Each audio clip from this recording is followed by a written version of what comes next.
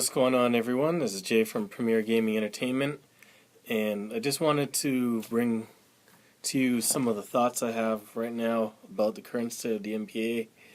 I did make a video about the end of the season. I didn't see a point in it. Everything that I had said from my previous video about the NBA being wondering why people think the NBA is rigged, and I said what I thought was going to happen. It happened in the next game anyway, so there was no point in me just going over that again. What I wanted to talk about is basically how I feel about the state of the NBA right now. To be honest with you, so far, the NBA off-season so far has been more exciting than the actual season and the playoffs have been. And that's saying a lot about the state of the game, where the point of the season where nothing is actually going on except for transactions seems more interesting than the actual gameplay on the court. So it's kind of depressing to know that, but this is what's happening. I remember in one of my previous videos, I think I was talking about the All-Star game, and someone had commented and said that basically the NBA now is just like a soap opera for dudes. And I agree with that. I mean, the proof is in the pudding with the off-season now having more interest and more intrigue than the playoffs have had. I'm more excited to see what's going to happen with these teams being put together than them actually playing on the court. And I watched the NBA draft, and it was cool. Things pretty much went the way that we thought they were going to go.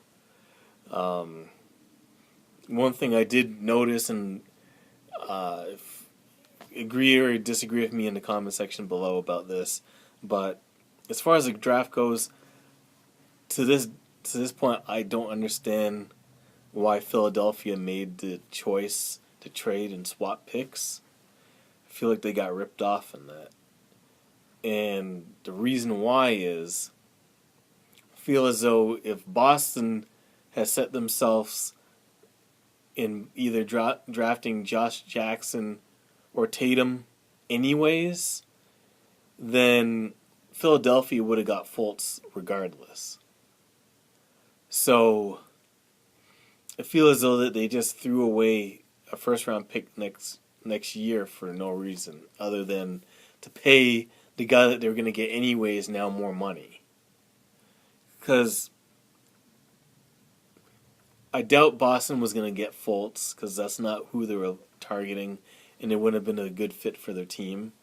And the Lakers were sold on Lonzo Ball, so they would have got Fultz regardless. So I feel as though, Boston went in and just literally just picked their pocket, lifted that draft pick out of them. So it is what it is. It's funny that even though they did that and still got the guy that they wanted, unless they signed somebody free agency wise, Boston is pretty much in the same position that they are from last season. I didn't see them getting any better. The pick that they made was for their future. So, Danny Ainge, I got respect for what he's doing. I see his plan. But his plan is for a couple of years down the road. And it's not for them to be amazing right now to be challenging Cleveland. I didn't see anything that basically any team has did to challenge either Golden State or Cleveland. Haven't seen it yet. I like the move that Minnesota did as far as picking up Jimmy Butler in that trade. They disappointed seriously last season. I thought they were going to be much better. I thought they were going to be like a fringe playoff team. And I don't know if they were just tanking so that they could get another good pick or position themselves.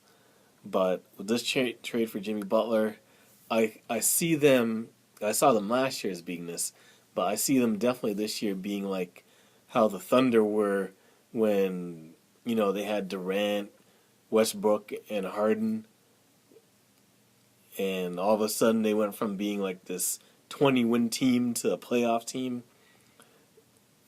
That's the way I see Minnesota being if they actually get down and play. I don't know about their bench per se, but their starting five is solid, and with the addition of Jimmy Butler, I think they're going to make the playoffs. The Lakers, I read the comments about our good father LeVar talking about how I told you so. Come back and see me in a year when Lonzo leads us to the playoffs. And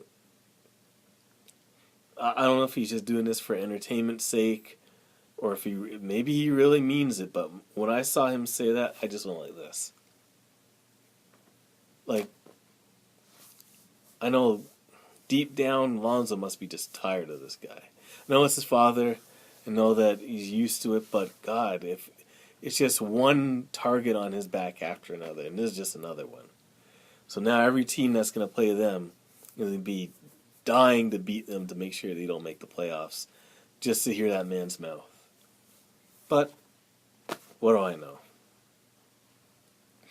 But yeah, going back to the situation in the league, like I said, I don't see any teams have made any moves to position themselves to get better in order to challenge Golden State or Cleveland. In fact, about it, I think Golden State got better with the addition of drafting Jordan Bell.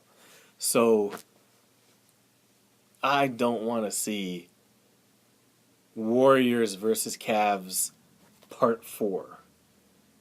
God knows I am tired of seeing LeBron being in the finals. I mean, no disrespect, but I'm just tired of seeing him in the finals every single year. And the way that the league is set, I think that if he makes it back to the finals again, he's going to win. Because they don't want to... I mean, his legacy has been chipped away with this finals loss again. So I can't see him getting back there and losing again. Now I'm back-to-back years. So it'd be better for him not to make it so he doesn't have to worry about winning or losing. And Lord knows I don't want to see them back in the finals again. So I don't know. Hopefully some team steps up. And that was another thing that bothered me too. I remember watching an interview with, I don't know who was interviewing Adam Silver. And he was just talking about, they asked a question about how good is it for the league that you have Golden State playing Cleveland 3 years in a row. And, he went through his usual garbage and whatever he was talking about. And then he, at the end, talking about the other teams in the league need to step up their game. And I'm thinking to myself, I mean, I don't know how they're going to do that. How are they going to do that? It's not like there's superstars just ready to drop out the sky. There are some key free agents out there, but unless they're willing to take less money to sign with another team, which most of these guys are not going to want to do. I mean, there's not a lot of improvement out there. There's teams that have improved themselves and got better, but are they really on the same level as Golden State and Cleveland? No. In the East, really, there's only two teams that I think that would stand a chance to surpass Cleveland and get into the finals, and those teams are the two teams that finish ranked number 3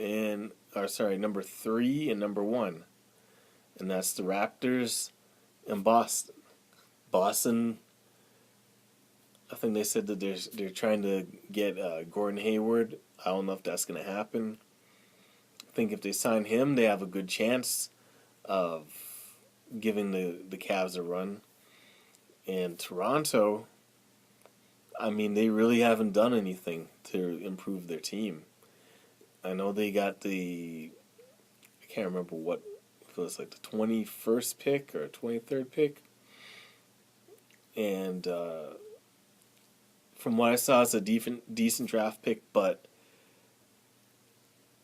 it's not enough to get us over the hump. I mean, they filled a need, or it's still, to me, the weakest link of our team is the small forward position.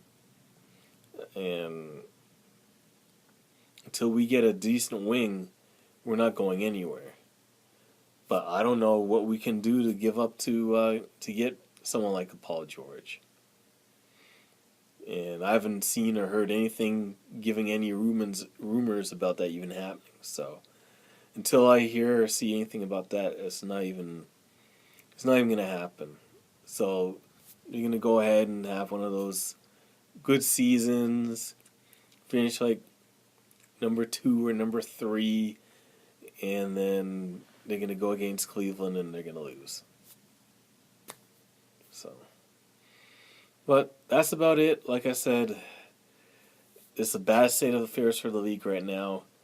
I could talk about the goings on, the transactions, the potential trade rumors, the free agent rumors, all of that. To me, I could talk about for as long as I could think of, more than I could talk about how much I enjoyed the NBA playoffs, because I really didn't.